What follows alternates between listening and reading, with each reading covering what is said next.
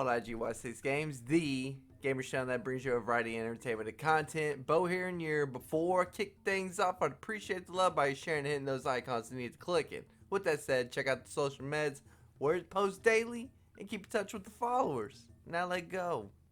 Now before I get to my tribute to Kobe being Bryant, I would just like to address the background gameplay. I just went to Streamlabs and do not have the recording settings adjusted, so please excuse the low resolution. But now let's get into the topic at hand, and that's to my idol, Kobe Bryant. Now, who to this day, when you shoot a jump shot or a fadeaway, still yells out Kobe as they're shooting? I've done that since, I'm going to go as early as 7th, somewhere junior high, maybe 6th grade. And that's been 2 decades where I would say I'm yelling out Kobe, saying his name as I shoot a jumper or a jump shot, and it's pretty much just natural now. That's one thing I will never stop doing. And even now, it feels like it would have more, I'm not even going to say more meaning, but it's just a part of my life doing that. And I know many people who do this. It's part of the basketball culture. You shoot a jumper, you going Kobe. So I gotta love the fact Kobe will be forever alive in the basketball community. Now, being a Houston Rockets fan, and in that era of Kobe, so majority of that time was the Steve Francis, the T-Mac with Yao Ming. It was that kind of era for Houston. So, you know, above 500, always eliminated first round, and sometimes getting a little more advanced, but nothing special in our time. Yao Ming was huge for Houston, but let's just say in all of that time, I was low-key a Lakers fan the whole time. Anytime Lakers played, I was rooting for Kobe and wanted him to win every possible championship. Every time they made the playoffs, they eliminated the Rockets. I want to say at least 2 times within that span, maybe 3. It doesn't matter. If we're playing the Lakers, we gave them one good fight, I believe. But the whole point is, I was a Lakers fan only because of Kobe.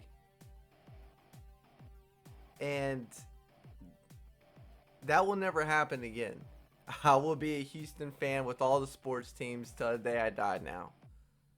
But with his career spanning, man, what was it, 18?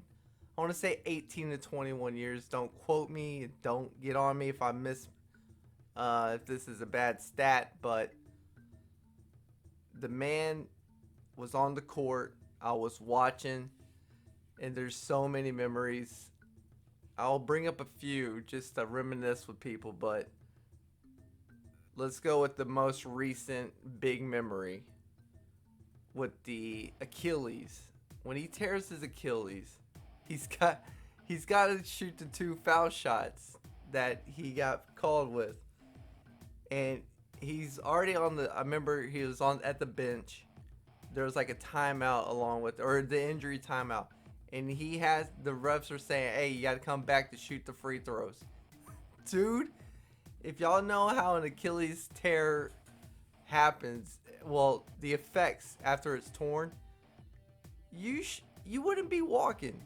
You would be immediately needing assistance with a crutch at the very least. And this man walks out back on the court, shoots the 2, not only just shoots them and does his due diligence, he makes them, and then has to, of course, the season-ending injury. But holy shit, did that not show the grit, just the passion, the mentality of this guy? Kobe was everything you'd want in a competitor, and you could see it, and I believe that's why he had such a fandom. the passion he had, the oh man, I know he modeled his game after Jordan, and that's why Jordan will forever say Kobe's the second best player. But the man was so talented. I admired the way he approached the game of basketball. It made me fall in love with the sport. And I'll forever be grateful for Kobe in my life. Unfortunately, yesterday was another day in my life where you will always remember the time and place when you heard those news. And the other time and place memory I'm always going to have with Kobe is the 81-point game. Now, unfortunately, I was deployed overseas and didn't watch the game. Couldn't watch the game, but I remember hearing about it against the Raptors, and all I could do was try to find a place of internet and read all about the game. Now, once I got back home and had, YouTube available and all that, of course, I try to find everything about that game to rewatch and just live that moment of that whole game. I mean, scoring 81. I still don't know how Chamberlain, his so-called, has his 100-point game. All we have is proof with the damn photo and 100 poster. But we have the video of Kobe, and that was beautiful. Although, it's a team sport and all that. But we will always remember that game. And I will always remember the time and place when it happened. So another very good time in my life as a sports fan. I got to keep this in perspective. But again, Kobe was huge for me in my life. Now I want to go real quick to his post-basketball career, and that was with the documentary when he won an Oscar for his first, his first project, what that means. I unfortunately haven't seen it, but I can guarantee you I will torrent that shit today. I think it's ESPN Plus, that's why I couldn't get to it, but I will see it today. Top priority. Seeing Kobe. Oh, fuck. I don't even know the title. I'm Googling that. But what I did get to see on YouTube, provided by YouTube, I don't know who posted, but when he analyzes a player and their gameplay, it's like listening to Tony Romo on CBS when he covers an NFL game.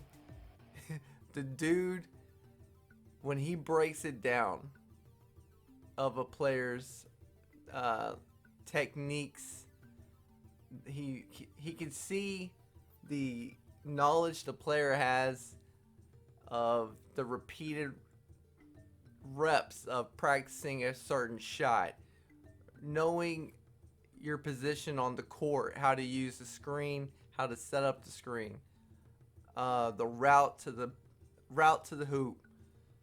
The way he breaks down and analyzes that, it's so freaking fun to watch. You're just amazed of how he's breaking it down. And it's just like how I love to watch CBS on every Sunday. And specifically finding Tony Romo and Jim Nantz, which game he's covering. Because I want to listen. And I don't care what it covers. I just want to hear them break it down. So Kobe was a natural of that as well.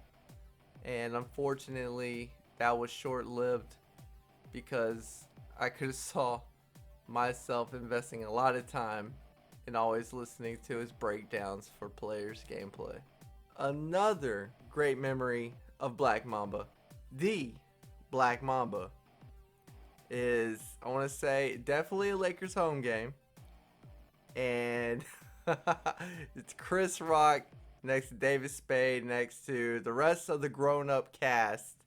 I don't know if it's grown-ups 1 or 2. That's neither the point nor whatever. Chris Rock is talking,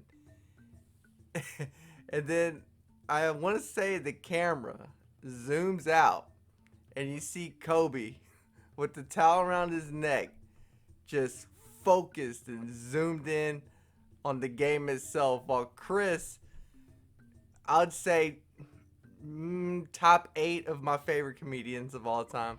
And this dude is not phased one little bit, doesn't care about the superstar power, nothing. He is locked in on that game. And I want to say the game wasn't even that much of an important game, but the fact that Chris Rock is in your ear chatting you up and he doesn't hear a damn word of it, or maybe he did. I don't recall Kobe ever talking about it. I believe he did, I just don't remember. But that caption with ESPN getting that was fucking priceless. Thank you, Kobe. That was another great memory of basketball. And just to take a break from the great memories and shit, I want to bring up a pretty cool fucking story. And it's with Mark Cuban, the owner of Dallas Mavericks. Kind of a rival for Houston, but they kind of can't mess with us anymore. Anyway, Mark Cuban is paying tribute to Kobe by not, let's just say he retired the number 24 for anybody in the franchise's future. You cannot wear number 24 ever again for Dallas Mavericks. Now, at first I had to think about, like, is this really paying respect or is this a publicity stunt? No. I believe Mark and Kobe had a great relationship, and it's just, man, Cuban, I love you from Shark Tank. Don't like your club, but holy shit, that was really cool of you to do. Much respect. Really cool, man. Now, I can go on about Kobe all day, but y'all don't want to hear that shit.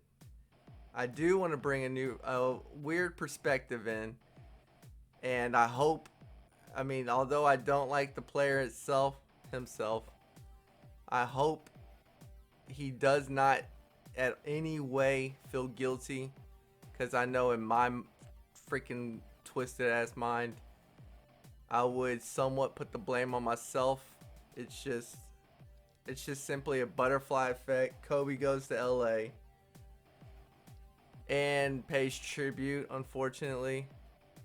But he pays tribute to LeBron bypassing him. Number 3 all-time scoring in the NBA. And so I hope he doesn't fucking dwell on this. I wouldn't wish that on my worst enemy. But goddamn, that would really eat me up inside. I may turn to some bad choices. All I'm trying to say right there is I hope LeBron has therapy, or go to a therapist and talk it out if it comes up. Maybe it doesn't, but seek a good therapist. I'm sure you have one, and talk that shit out, because that could really ruin somebody's mental health. And I just wish LeBron a good season and never dwells on the fact that he was in LA. Anyway, I just wanted to get that out. It's kind of been, God, it plays with me that just the butterfly effect, the things line up, and an unfortunate event like that happen. So, cheers, LeBron, and stay strong. With all that said, I just like to get my point across and thank Kobe. Thank you, man, for all those great memories and inspiring me. Your average white boy, average height white boy, and I learned a lot from you in basketball and wish I could have learned more. But thank you. You were great role model on the court and a great man with some unfortunate events, but you were awe-inspiring to watch. And I guess to leave this with his only way to get out of this on a cheerful note is he shoots, fades, Kobe. And as we close out, hope you got what you came for. Share with your mates. Click those buttons that need the clicking. Want to catch us in action? Check out the squad as we stream. Schedule down below in the description. Swing on by and say hello.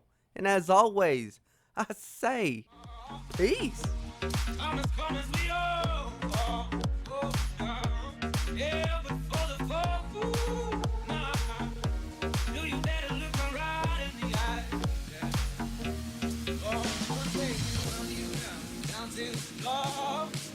Sunday we run you